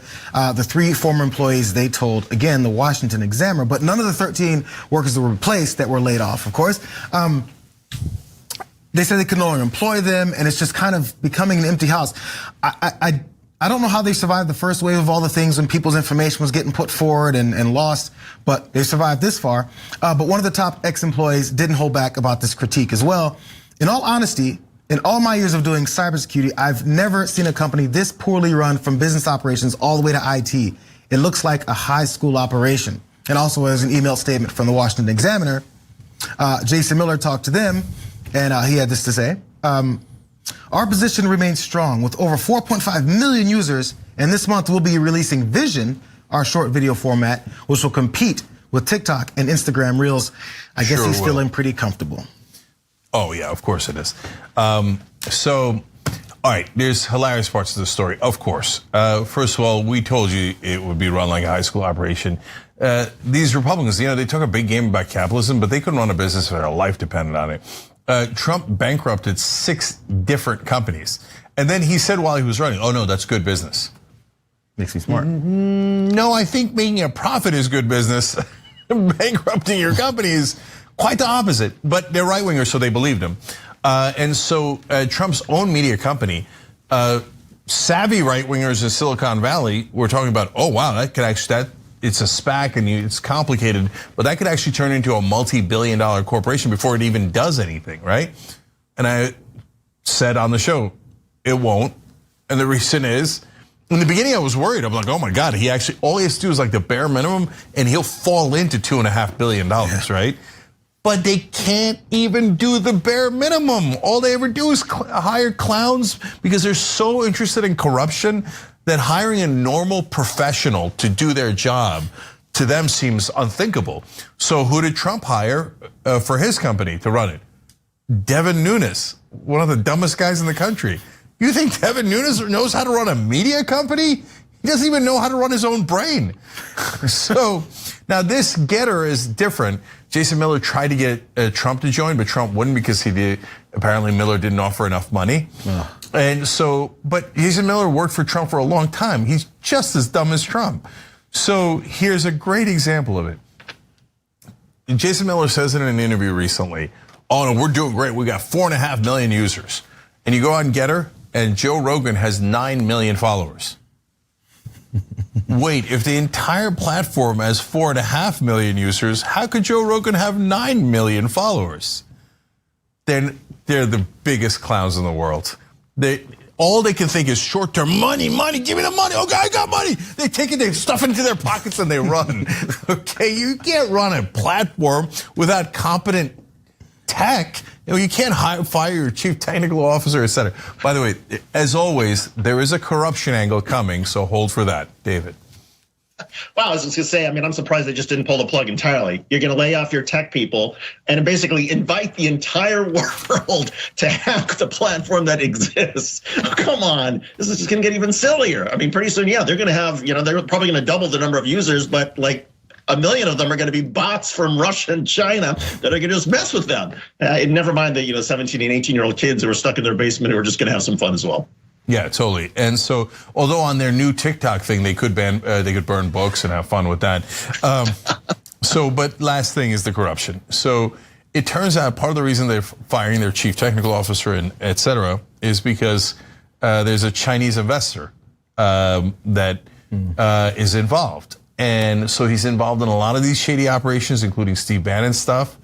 And so apparently he wanted his own Chinese chief technical officer to run it. I bet there won't be any problems there at all.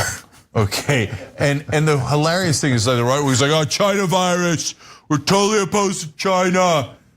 Half their media is funded by this mysterious, it's the same guy, mysterious Chinese investor.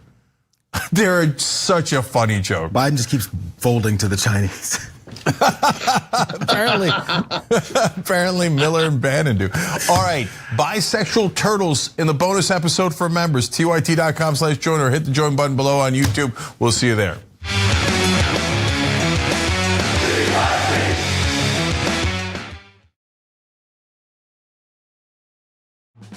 Fan of TYT, I believe, for the last 6 years. 5 years. 3 years now. 7 years. 4 years now. 2.5 years. I just started because she got me into it. My boyfriend actually watches it every morning and every night, so I kind of just started watching it with him, and I love it. I mean, it's the only way that I find my news. Looking through YouTube, looking for political shows that look cool. I came across a very angry rant from Cenk, and that's when I knew. So I was immediately in love with the show.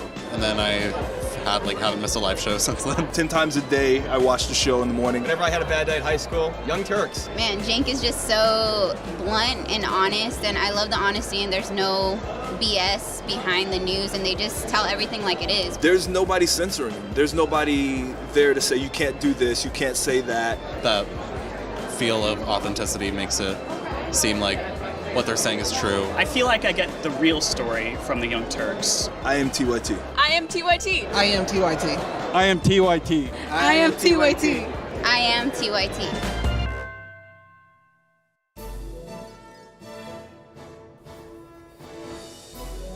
Breaking news with Brett Ehrlich. This is Brett Ehrlich with Breaking News with Brett Ehrlich.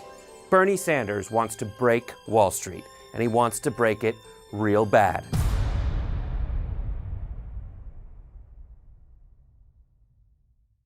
Our system is inherently rigged against the will of the people. They have 50% of the vote, and in a democracy, they should have 50% of the seats. But if you live in an insanely gerrymandered district, your vote functionally doesn't matter. We drew the map in a way that even though we get 50% of the vote, we're gonna get 13 out of the 18 seats. You don't actually have the ability to translate the will of the voters in your area into actual government policy. They should not be allowed to gerrymander these districts. We should actually have a democracy.